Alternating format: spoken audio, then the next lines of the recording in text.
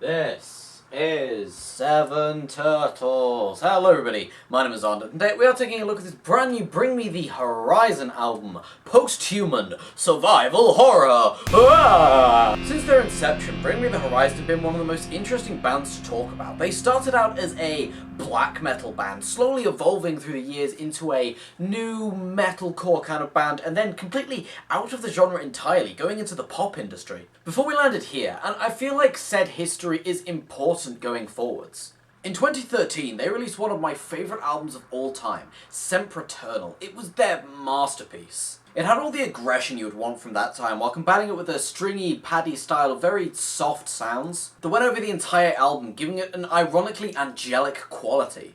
It gave us angry commentary on organised religion with some amazing performances from every member of the band, especially Ollie, with some amazing, throat-wrenching screams on some of the tracks, as well as some beautiful singing sections. And it was the release of that album that absolutely convinced me that they were one of the metal bands to watch, but right after they released it, they did some pretty interesting stuff. 2 years later, they released That's the Spirit, a complete departure from what they were doing up until that point. It took the intense riffs of that album and turned it into electronic pop production, with a lot of electronics involved, and while there were certainly remnants of their past, it goes way harder than most pop albums, especially at the time, would do. Something felt missing. It just wasn't complete in my opinion. And it's at this point I would like to condemn a certain section of the fan base that claimed they were selling out. The reality is that that idea couldn't be further from the truth. It's utterly apparent to me listening to interviews that this is the direction they wanted to go. It would be selling out to stay on the metal track, where they already have tons of proven success and go out on these weird risks just for their own artistic fulfillment. And it was said artistic ideas that brought them to their next album, Ammo. I believe I briefly talked about this in a wrap-up section, but to talk about it here, Ammo is a very weird project. It further departed from the metal idea on most of the tracks, with Ollie trying out a lot of new vocal styles. It was a lot closer to the mic, with some of the electronics being a little more subtle, a little more in that modern pop quiet style we're getting used to now. It kind of reminded me of Pussifier in a way. And from there it just got even more interesting with their last album, Music to Go To, which I enjoyed quite a bit. There are some goddamn 20-minute songs on this album. It's interesting. But despite this band doing nothing but surprising me for the past half-decade, they've managed to do it again by doing something really interesting, going back to their old style. Yeah, I'm just gonna say it, this is the best album they've released since Sempiternal. It beautifully combines a lot of the experimental pop ideas they've been working with recently with the gritty hardness and metal gents of their old days. Bands like Issues or even 100 Gex are combining the hard metal guitar with pop in a pretty unique way, but this is the first album that's really proved to me that metal pop can work as an idea. To start off, the backings are just wonderful. The guitars have always been there, but it's only recently that we've seen more ideas, like the production on the beginning of Parasite Eve. They're sampling some like African chant style thing and chopping it up in a really interesting way. Not to mention that with the budget they have now, it's just the cleanest thing I've ever heard.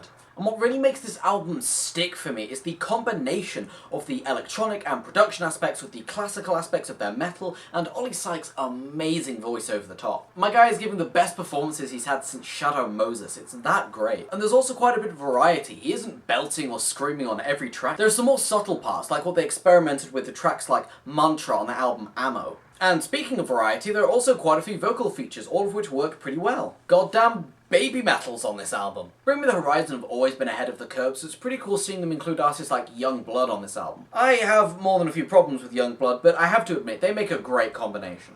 Really, the positive side of this review writes itself. It's Bring Me the Horizon, and they're combining everything that always made them good with a fresh new take. It's really difficult to hate this album, and if I wanted to, I could probably end the video here. You could guess my opinion on this album. What makes it good really sticks out. But that doesn't mean I don't have negatives, and they're a little more difficult to explain, so let's get a little bit deeper. I've struggled for a while to work out what made this album not stick for me, and I think what it comes down to is the lyrics and the way that they're performed. Bring Me the Horizon have never been one for subtlety. Fuck your faith and all that. But here, it really feels like they're being way more blatant than they used to be, and they don't even have the excuses of talking about ultra-extreme topics like religion and God, topics that really require you just scream into the void. They're talking about more normal things, like being sad. The problem with this comes in is that when you're no longer a metal band that's screaming all your lyrics, you can't get away with the kind of simplicity they were using at the time. Very broadly speaking, metal relies on its energy, while pop relies on its emotions. And when your lyrics aren't able to deliver those emotions, you're left with a kind of angry but not angry enough mush of words. And when you've got lyrics like, I'm running out of teardrops, I can't help but just be like, just fucking emos, man. There are also some more specific issues I have with a lot of the tracks. Parasite Eve is, lyrically speaking, one of the worst albums. There are also a couple tracks that have more specific issues. Paradise Eve comes to mind. It's probably lyrically the worst track on the album. It's got countless references to the coronavirus epidemic we've been living through, but it does it in such a blatant way, like, quarantine your secrets, you can't wash your hands of the truth. And whose bloody idea was it to have him do the actual onomatopoeia of achoo to represent something? There's also Obey, which is somewhat of a punk song. The only problem is it does what I hate the most in punk, which is it refuses to choose an opponent. It's like, yeah, corruption! But it doesn't say who's corrupt. Is it like, oh, we don't like the Republican Party because they're claiming voter fraud. We don't like the Democrat Party because they're doing voter fraud. The whole point of punk is to be polarizing, and so when you leave these vague platitudes to pretend that both sides exist on this issue, instead of using the anger that the track does to point it in a direction, you know, the point of punk, it falls incredibly flat on its face. There's also Ludens, which feels incredibly preachy. How can we form a connection when we can't even shake hands? We live in a society. Not to mention the whole cringy thing when they're like, we're not homo sapiens, we're homo ludens. And the straight-up grammatically incorrect I need a new Luden. They said they wrote this song in a day, and while it's got awesome production, it shows, man. And that's the key issue I have with this album. The production is amazing. Paradise Eve, when the drums and guitars and electronics all hit, and Ollie just sings, it's Paradise Eve, the main lyric, it's so just, yes. But when this energy and excitement I have is put behind quarantine your secrets, wash your hands of the truth, I can't help but just have all this excitement fizzle out. It's cringy. There are also a couple issues I have with the vocal performances. Like on the last track, they're trying way too hard to be quirky with it. I get that vibrato in your voice is popular now, but it just sounds like a weird vocal goop.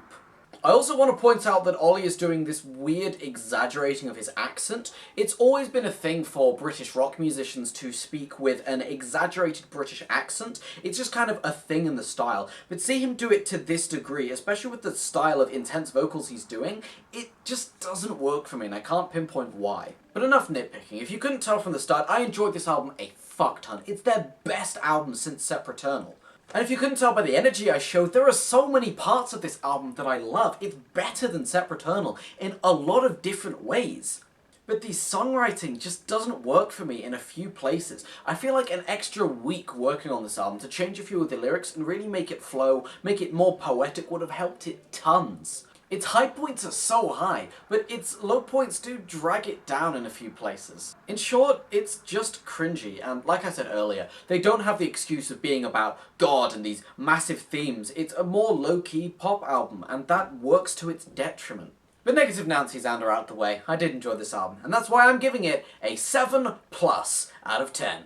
And yeah, I think that's all I have to say about this album. It was kind of a weird one. And because of that, I would love to see what you guys have to say about this album, and so that's what the comments below are for. Also, if you enjoyed this video, I would really appreciate it if you left a like on it. It just helps me out a ton.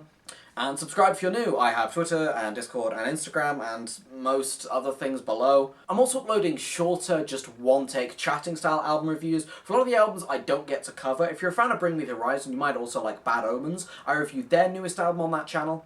And also sub there just because I'll be doing some cooler small projects.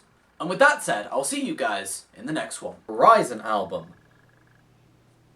Did my cat pee on my guitar?